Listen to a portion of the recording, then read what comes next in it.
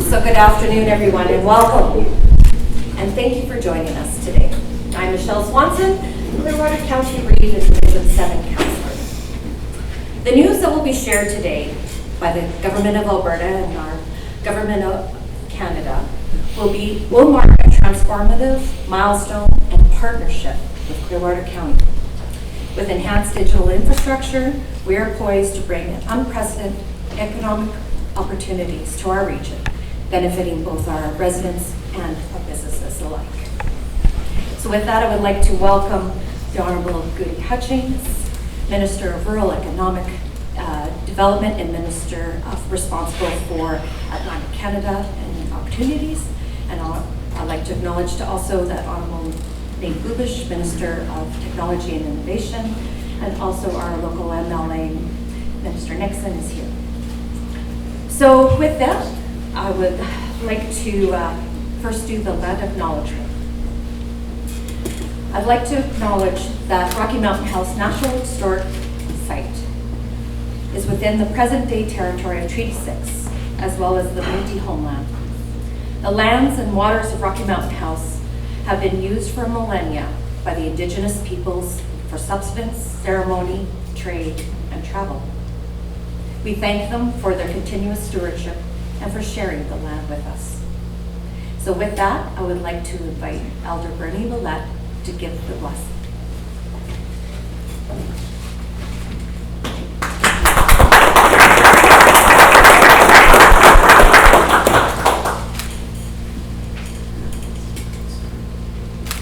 Tanshe, hello.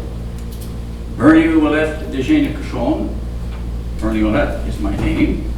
M-A-T. Yeah, I'm Métis. I will say the opening prayer in my Métis language, which is Michif. In fact, I'll use several different Michif because there are more than one. You will hear some French-sounding words, and you will hear some Cree-sounding words, but they're not either. They're Michif.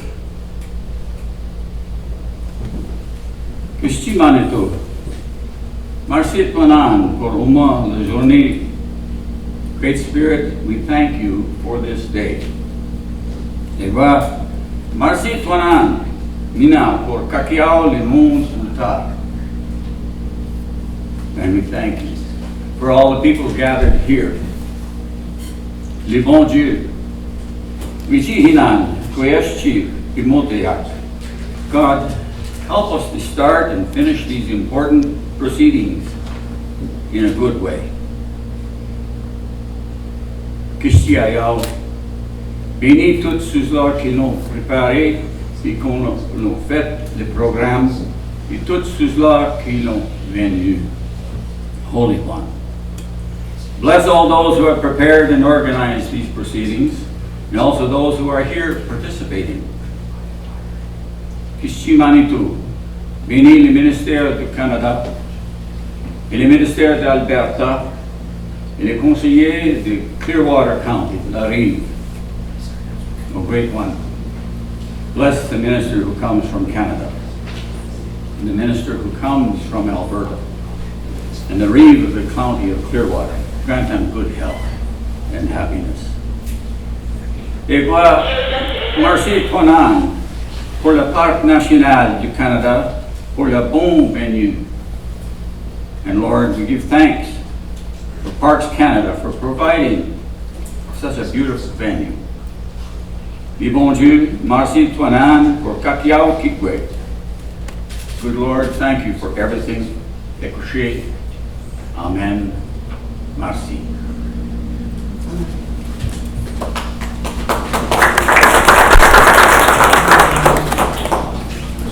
Thank you.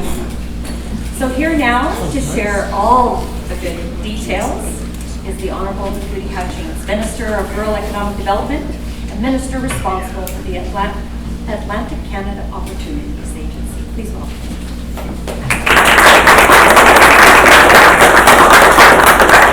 Thank you, Michelle, and good morning, everyone. Elder Bernie, thank you for grounding us and getting us started in the right place today. Does us all good, and it's wonderful to bring us down to why we're all here. I'd like to acknowledge too that we're gathered on the Treaty 6 territory as well as the Métis homeland. And I want to give a warm welcome to my friend and colleague, Honourable Nate Bludish, Alberta's Minister of Technology and Innovation. Nate and I have done a few of these announcements, and we love bringing good news to Alberta, and I love bringing good news across Canada. I want to give a warm welcome to Honourable Jason Nixon. Jason, thank you for joining us today, the tall one in the crowd, as you can see. And I want to give a warm welcome to many of the internet service providers, or as we call them in the lingo, the ISPs that are here today. I'd like to give a warm welcome to Chief Paulette from Smith's Landing First Nation, who traveled a long way to be with us today, and to other mayors and councillors that are here. And I always have to give a warm welcome to the other members of the federal family here, the Parks Canada crew. I had a wonderful tour this morning, and Darren and Melissa, if you haven't had a chance to explore this magical area, do. The stories that are here, some painful, but some incredible stories, and I actually got to make a real nail this morning. So yeah, if I had to depend on that to make a house, it would be a small house, and it would take me a long time. But you know, Rocky Mountain, as we all know, that was where the fur trade expanded, and expanded to the west. And it was home to explorers like David Thompson, who really helped map this area. So back in those days, we had maps. You know, some of us in the room will tell our age. You know, we had maybe not the maps of our forefathers, but we all had a paper map. But now people don't use a paper map, right? Because internet is a necessity, and most information that you need is found online. Maybe not the information that you give us to elderly. So we all know the importance of internet. It's just not for your for learning, from doing education from home or kids doing their homework. It's just not FaceTiming and watching Netflix, even though I'll be honest, I use it to FaceTime with my 2 little granddaughters now, Nate. I've got another little granddaughter since I've seen you last. It helps us in times of emergencies, and God only knows, Alberta, you've had your share of emergencies in fires and floods and drought. The one thing we don't talk enough about too is how it really helps with healthcare. I'm from Newfoundland and Labrador. I'm from a rock in the middle of the Atlantic Ocean, so I get what it's like. You know, your issues in central Alberta are a little different from mine, but it's still, I live in a remote area. And the difference that connectivity has made for us in the small communities, especially in the issue of healthcare, is stunning. We're hearing emergency departments saying that their visitations are down. It's less stress on their doctors because people now have access to virtual healthcare.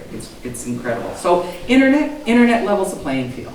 A reliable, affordable connection is the equalizer. So Canada has a goal to have 98% of Canada connected by 2026 and 100% by 2030. And we came up with a universal broadband fund a few years ago. And what that enabled us to do was partner with different provinces to extend our $3.2 billion investment into more money to get more Canadians connected. So in Alberta, we've invested $488 million since 2015. But today, why are we here today? Because Minister Bludish and I are delighted to tell you that we're going to have more than 14,000 homes connected, over 120 communities all across Alberta. 800 are Indigenous households, and it's $153 million to build up high-speed connectivity within the province. Communities are going to be connected by 9 ISPs, 9 internet service providers, of which many are here today, and included in that are 3 Indigenous community internet service providers themselves. So some of the work will be completed as early as this month, and most of it, and it all will be done by March of 2027. So in March of 2022, whenever Nate and I get together, we smile because we remember that day well. That was when we got together to announce that Canada and Alberta had signed a $780 million partnership. And we picked a beautiful remote location in a historic grain field, a grain elevator, thank you. And I'm from Newfoundland, man, but it was cold there that day. It had to be minus 35. But we smiled at each other and we delivered it. We delivered the message. Everybody was excited because that was the start of a partnership that we knew was going to connect more and more. And at that time, Alberta was only 75% connected. I think Nate will share his numbers, but according to my numbers, you're now just under 90% connected, and at the end of this year, you'll be over 97% connected. So hats off to you, you're doing great work. The other thing that I love to talk about, we know it's trying times for some people. So we've got a great program with some of our internet service providers called Connecting Families. And that's $20 a month internet for people who receive the maximum Canada Child Care benefit or the guaranteed income supplement.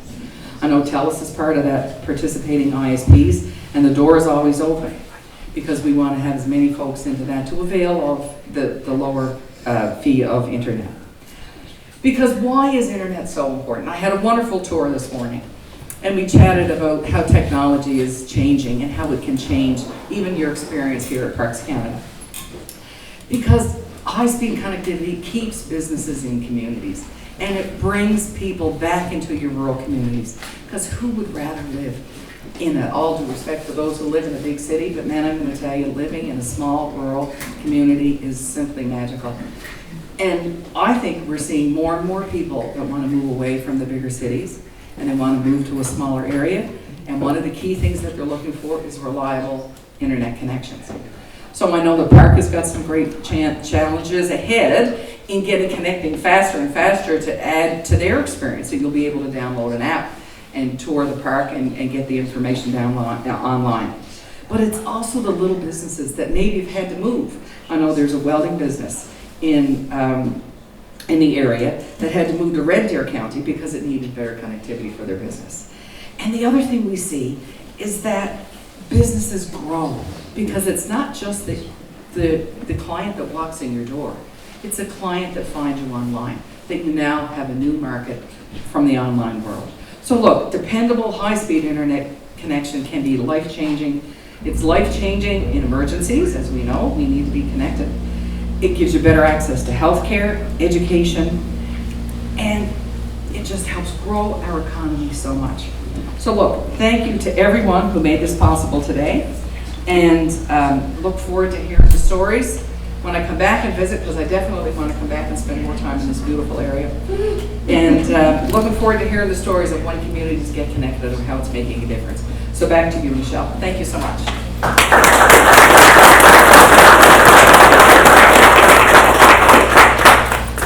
Thank you so much, Minister Hutchins. So with that, I will now please welcome Honourable Nate Lubish, Alberta's Minister of Technology and Innovation, to provide remarks on behalf of the Government of Alberta.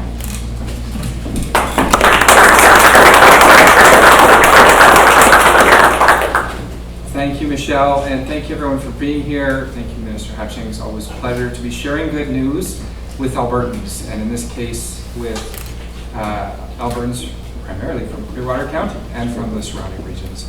Albert Willett, thank you for your remarks to kick us off. That was really touching. Folks, today's a good day for Alberta. It's a great day for rural Alberta.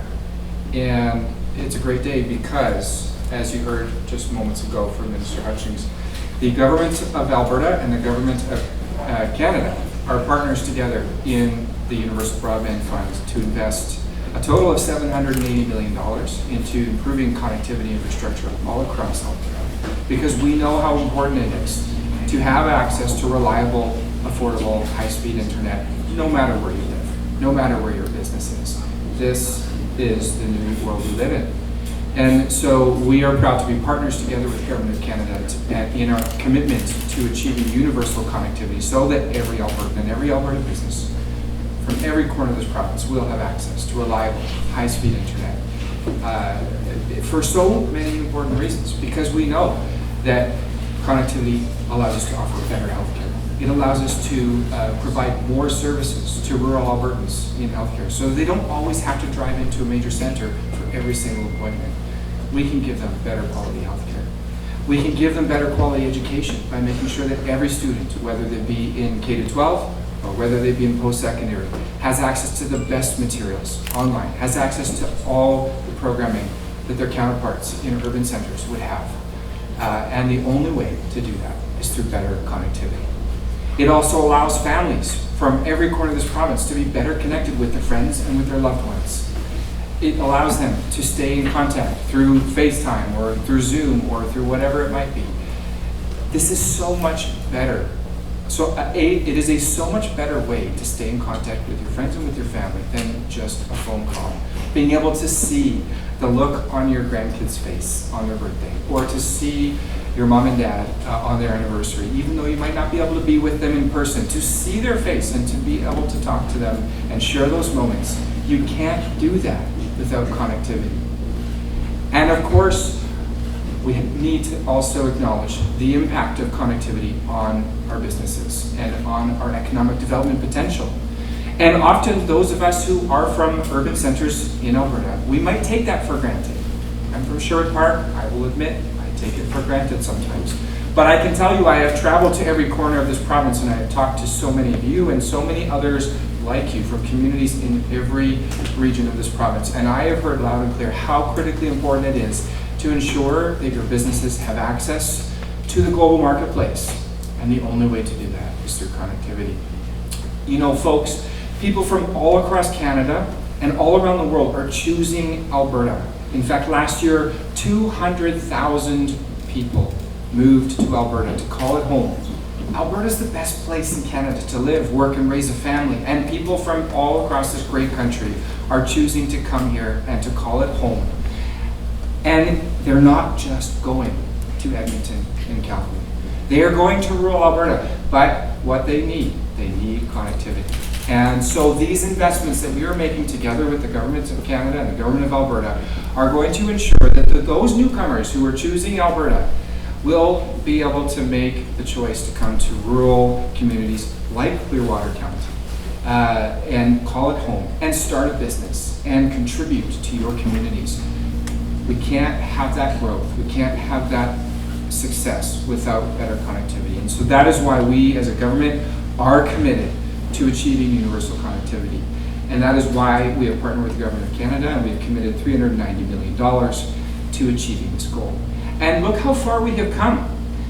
You know, in our last announcement together, Minister Hutchings and I had announced a little over $200 million to tackle an enormous amount of projects. And today we are announcing a further $150 million of investment. And as you heard earlier, this is going to deliver high-speed, reliable connectivity to over 14,000 homes. This is a game changer. And we're going to keep on going until every single house and every single business in this great province have access to reliable high-speed internet. So we're so happy to be here today to celebrate with you as this great news has impacted your community. And we are so excited to continue working hard for all Albertans to ensure that they can enjoy the advantages of universal connectivity. So thanks for joining with us in the celebration. Looking forward to many more like it all across the province in the months and years to come. Thank you. Back to you.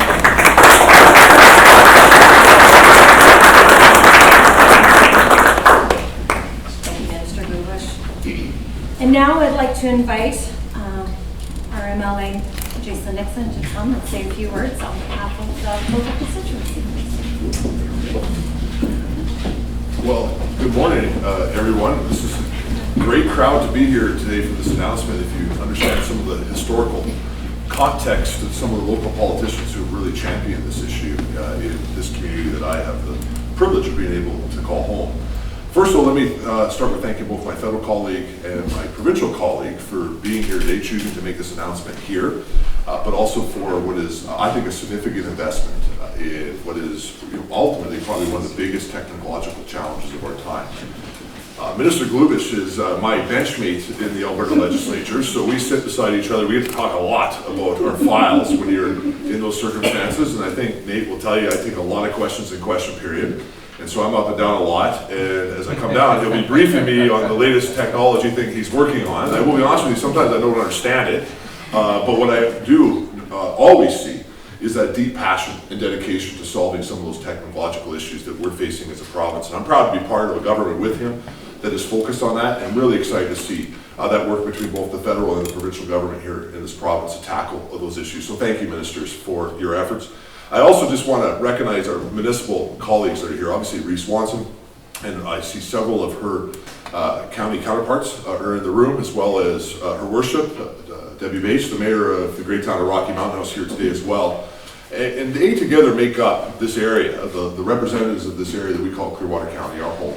That really is truly one of the most beautiful and vast areas in the province. And they, though, have worked as councils for the entire time that I've been in politics, well over a decade, to really advance this issue of broadband. So to you, on behalf of our community, thank you. I hope that you're seeing some of the fruits of that labor that has come from all of your councils, and I know it is certainly appreciated. That big area that I talk about, we are sitting in the green room, the ministers just before we came out here talking about how beautiful this area is, and we all, whether it's federal or provincial, we try to compare our homes. I do live in the most beautiful place though, but it's just something that we always do is we advocate for these places. But the place I call home has a lot of history, as does all of our country. Today you are standing in an area, a community that saw its first European settlement in the late 1700s. That's well over 100 years before you would see the province that we know as Alberta, and certainly before we would see our country come along, that country of Canada. And really is a place where people came to carve out an existence. They were attracted to some of the same things that we're attracted now to, which is obviously the beautiful scenery, but in particularly the significant resources that were able to help develop this country. And before that, we also, as we heard from the elder, had First Nation communities that called this area home for a very, very long time.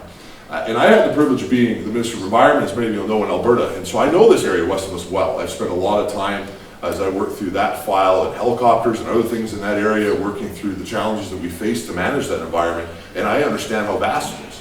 Minister, you're right, most of us don't have maps anymore.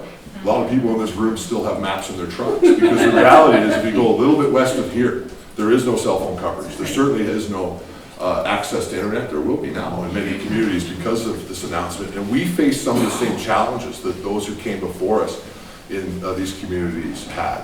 As the elder will know, I mean literally, Indigenous communities in this valley communicated by smoke signals, or would communicate by sign language and different things while they were trying to hunt inside this landscape. David Thompson, when he came through here, there are still rocks where he had to mark to let those behind him know which direction that they were turning as they tried to go over the first time to the Columbia. In the early 1800s. When he came back the first time, just like Lewis and Clark on the United States side, the only way they get word all the way back east that they had survived and made that trip back was to find a reporter, believe it or not, and write a story that then became like a Pony Express that would come all across North America to be able to let everybody know what's going on. We still see some of those communication challenges, not quite to that level nowadays, but we still do when somebody gets hurt or when their emergencies are taking place. And it really is a detriment to also our quality of life. You know, think of children just west of here in Nordic who are trying to do schoolwork or interact with the school in Rocky Mountain, also don't have access to internet. And it also stifles our economic growth. And if we want to go into the future as a province and make sure that this area that's existed before there was a province continues to have a significant role in the future, we have to see investments like this. So again, congratulations to our community. Thank you, ministers, for your efforts. I think that they will pay dividends for many decades to come. And I'm really, as you said, Minister, looking forward to seeing some of the great stories that come as a result of this investment. Thank you very much.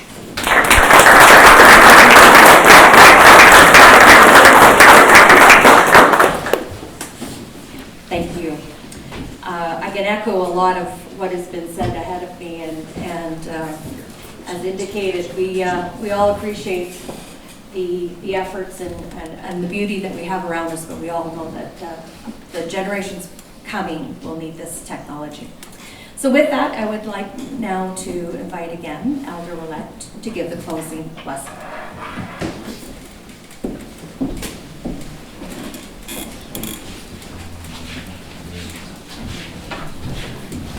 Just to put it into perspective, my great-great-grandfather, Jacques Cardinal, was here in 1799 and 1801 with the Hudson's Bay Company and worked with David Thompson. So I'm on that land.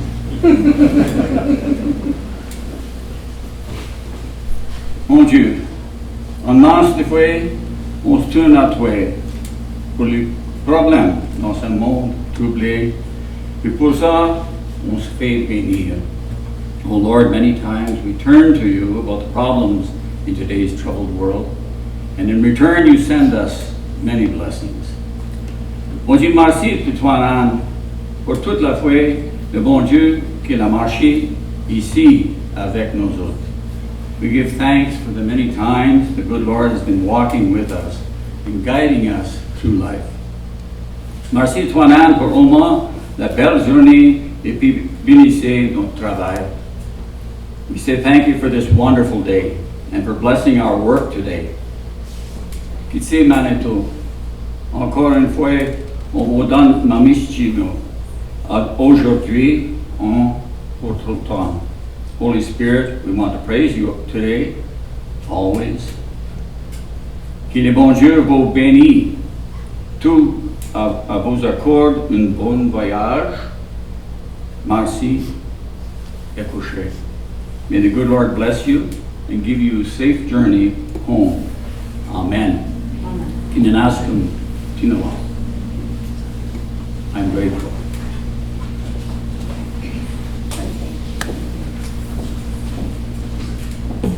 So with that closing, I now invite Ministry Ali is our media director, and I will ask Minister Hutchings and Minister Bush to now take questions from the media.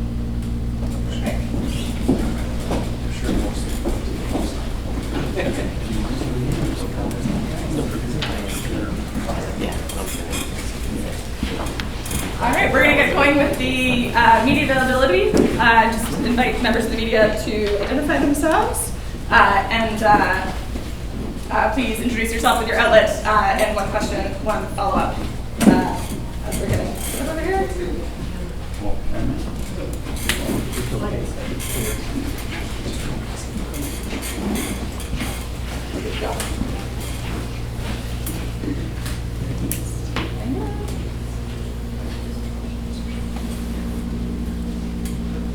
So that's what happens when it's good news. That's what happens when it's good news. I have one for your. Oh, sorry, yes, go ahead. I'm Diana with the Mountaineer, the local newspaper in Rocky. I'm just wondering specifically in Clearwater County what this announcement means. How much money is coming to our local municipality? You do that. Yeah, you know the geography better than I do. So, thank you for the question. It's, I think it's about $68 million specifically to Clearwater County. We'll double check the exact number for you before we leave. But that's about 2,000 households, just under 2,000 households in Clearwater County. 14 communities across 5 different projects. And these include Burnstick Lake, Butte, Carlos, Caroline, Cheddarville, Codner, Cramond, Crimson Lake, Ferrier Acres, Forberg, Martin's Trailer Court, Nordegg, Saunders, and Ulim. And if I mispronounced any of those, I apologize. And if you need to double check afterwards, just to make sure you have them all, just come see me afterwards. Right. That's why we do this together. Tag team. It's a partnership. Follow-up question? And so the 68 million, is that, how does that divide up between the province and the federal government? The Universal Broadband Fund was $50-50. Okay. Yeah, that was a part of our agreement when we first started a couple of years ago. As Mr. Hutchings said, it's a total of $780 million commitment between the governments of Canada and Alberta. And so we collaborate on doing the due diligence on all the projects because there's hundreds of applications all across the province. So we do all the engineering work, we do all of the assessments together. We select the best, highest impact projects together and then fund them 50-50. So think of it as building a puzzle, right? Either in Alberta or across the country. So our teams work together collaboratively to make sure that we are putting every piece in that puzzle to make sure everyone gets connected. And that's where the ISPs have a great role to play, the internet service providers. And that they'll come and we might say, oh, well, what about this community here? And then the ISPs will come back and say, okay, well, we can do a bit of this and another ISP can do a bit of that. But our goal is to get my goal is to get the country connected. And of course, Maine's goal is to get Alberta connected. So collectively, it's working and we're getting the job done. Okay, thanks. Next question? Yeah, go ahead. Hi, Jordan with RD News Now and 94.5 Rerun Radio. Sorry, I was a little bit late and I apologize if this was covered already, but what sorts of economic opportunities will this afford with the expanded high-speed internet? The economic, we could be here for hours talking about the economic benefits, even to a place like this park, beautiful Parks Canada site that we're at now. It's the obvious of education, of working from home, healthcare, but the economic opportunities of people that want to grow a business, perhaps to support this park, as you're having the many tourists come in. Driving through the beautiful fields, what you're seeing in agriculture, in tech, is incredible. So the economic opportunity is incredible. And for businesses that are in more of the frontline selling point of view, as one business said to me years ago, when they're, only a few years ago, when their community was connected, she said, my customer doesn't have to walk in the door now. My customer can find me online. And I think that's it. And as Nate said earlier, you're seeing lots of people move to rural areas here. Alberta's done a phenomenal job of getting people to move back to Alberta and move to Alberta. And I think knowing that you have reliable, affordable, high-speed internet connection is huge, whether you want to do a business in, like I said, in the tourism sector, in infrastructure, the world is your oyster. It is the equalizer when you have high-speed internet. Minister Hutchings covered that well, but just to add a couple of points. I mean, one of the things that I heard loud and clear when I would tour across Alberta, to meet with leaders, business leaders, community leaders, elected officials from the rural and remote communities across the province, was we find it devastating when a business from our community, a family that grew up here, that called us home all their lives, had to leave because their business couldn't survive without connectivity. The fact is, in today's day and age, every business needs reliable, high-speed connectivity to survive and to compete in global markets. So that's why these investments are so important, because not only will this mean that the businesses started by families who grew up here and want to stay here can stay here, but it also means that among those 200,000 folks who chose to move to Alberta the last year alone, that if they want to come to a beautiful place like Clearwater County and call that home and build a business or start a career, it doesn't matter what they want to do, they can do it here. And that's what this investment will unlock. It's very exciting.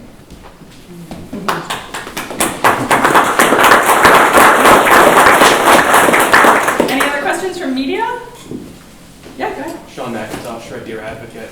What's the timeline look like as far as when the internet's going to be accessible to us? There are many of the internet service providers here of all the different contracts. They have different finish and end dates. Some are going to be done as early as next month, I believe, and the rest are March 2027. So each project has a different finish and end date. Just a quick follow-up. Infrastructure work, is there something that's going to need to be done? So the part that people don't see is what Nate referred to earlier. It's the work that gets done before this announcement gets made, right? Who owns the land? Who is there zoning? Is there overlap? So there's a lot of work that gets done in permitting and all that before we get to this point. And the internet service providers play a key role. And one thing that we're both adamant about is that the technology that's used, in this case it's all fiber and fixed wireless, we're adamant that the technology used has to be scalable. So we're making millions of dollars of investment now, but we want to make sure that it's scalable. So the speeds that our goal as Canada is to get everybody to speeds of upload and download speeds of 50/10, right? And then we'll work on that after. But we need to get the whole country speeds of 50/10, but we're making sure that the technology we're using is scalable. So we don't have to come back and spend billions and millions again in years following. It's just a little bit to upgrade the technology that's been used. And just again to comment on the homework that goes in to make sure the infrastructure that we're funding can meet the needs of citizens today and in the future. We do a lot of homework on those applications, a lot of due diligence, a lot of reviewing the engineering drawings, and working with the different internet service providers who have applied to do the work, because we want to be sure that if we're going to put public dollars behind these projects, we have to be confident and we have to have certainty that the finished product at the end of the day will deliver reliable high-speed internet, not just in the early morning hours or in between like 2 and 3 in the afternoon, but like at 5 till 8 in the evening when everybody's at home and everybody's checking their email, everybody's checking their social media, everybody's streaming, and everybody's trying to catch up on their email after dinner for work and whatnot. Like, you have to be sure that every family, every business will have reliable connectivity 99.9% of the time. And so we put a ton of energy and effort between Minister Hutchings' team and my team to make sure that we vet these projects, we vet the prospective partners, we vet the plans, so that we can be confident the infrastructure that we're funding is the right infrastructure. And the other thing, there's an online web tool where you can follow the progress, right? So you can click on your community and it says, okay, this project was awarded to Smith's Landing First Nation and Northwest Tel, and it's project number, whatever, you can click on and you can watch the progress, right? So it's updated, I think, Ellie, every 5 or 6 months, right? Quarterly, yeah. And the ISPs, the internet service providers, give their information to us, so then you can go online and say, oh, well, we're getting close, right? And at that point, that's when you're gonna see the trucks in town with the labels on the door, giving you the information of how you can get your home and your business connected. Follow? That's good. All right, that's the end of questions.